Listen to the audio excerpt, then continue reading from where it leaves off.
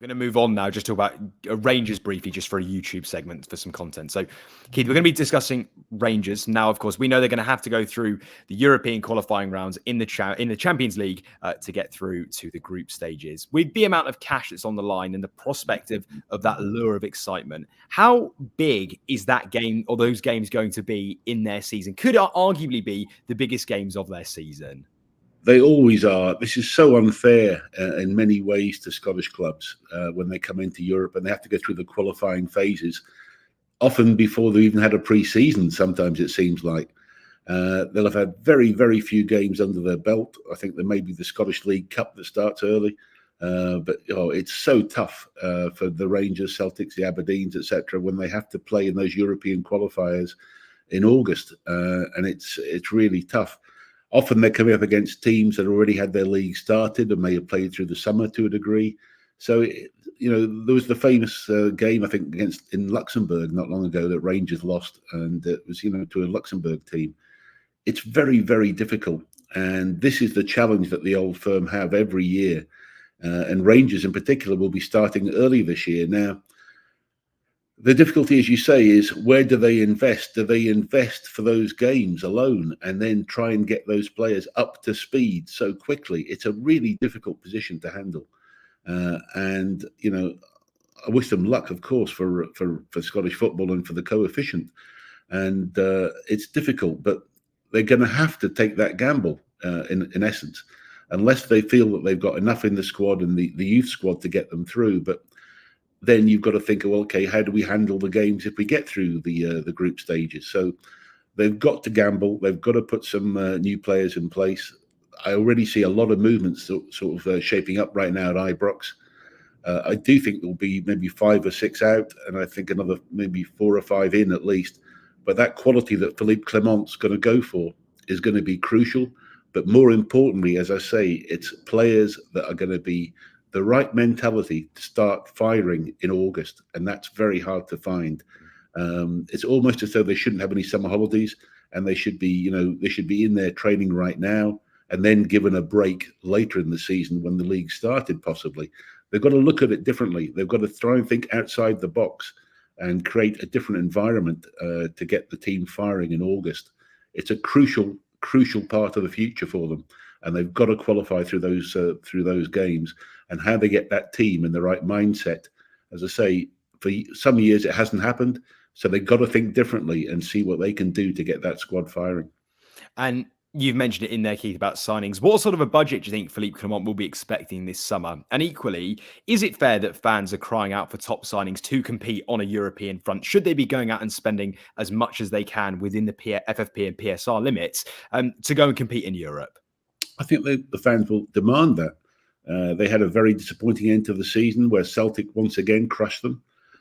So the fans, I know what it's like up there. The fans will demand it, and the owners will have to spend. It's crucial, and I think they will want to see real proof of spending, and that's going to be coming. It's got to happen pretty soon. And from a European standpoint, Keith, as well, I mean, you've mentioned it in there about Celtic winning the league over Rangers last year. How important is it they also qualify to ensure they are competing with Celtic and for those bragging rights? What would a realistic ambition be for both clubs going into the Champions League, of course, if Rangers are to qualify through? Yeah, look, it's absolutely crucial to try and bridge that gap. If Celtic do qualify, which they've obviously got a better chance of doing, that's going to widen the gap by another 40 million. And Rangers cannot compete if they're not getting that sort of revenue themselves.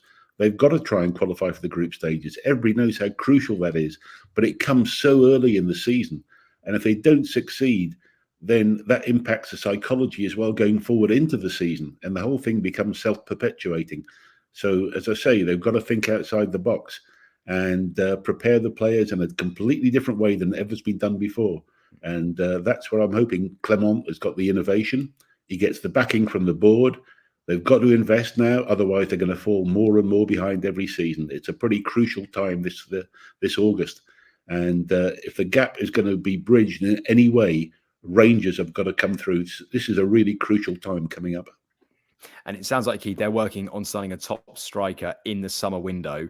After they, disappointingly lost the league from their fans' perspective, do you think a number 9 should be their priority signing going into the summer? And actually, how much could we see them spend? Could we see them, actually go and sort of make a record signing potentially for a top number 9? Yes, I think that's where it's got to be focused. I think they do need a figurehead.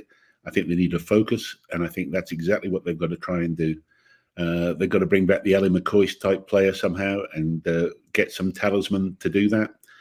It's going to be a lot of pressure on whoever that player is. But yes, Rangers have got to do all they can to get that striker in and become the focus of a team that starts to become, a scoring machine again. They certainly were lacking goals last year, and they've got to do all they can to get that back in place. And so I think for the fans, as a boost for everybody, that number 9 position is crucial.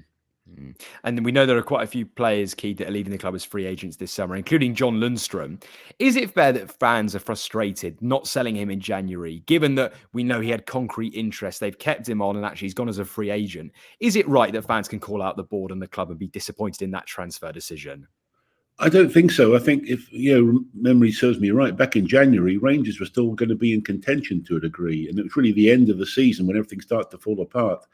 So I think the board were probably correct that it was worth that gamble. It didn't pay off, but certainly that gamble would have been right to have tried to maintain stability in the squad. And it could well have been very different for the last 4 or 5 weeks of the season when Rangers could have pushed through, but they didn't. So I don't blame the board for that in January at all. I think that was worth it to try and maintain that position. But hey, it didn't work out, and so here we are. But now this is a very, very, very crucial off-season for Rangers.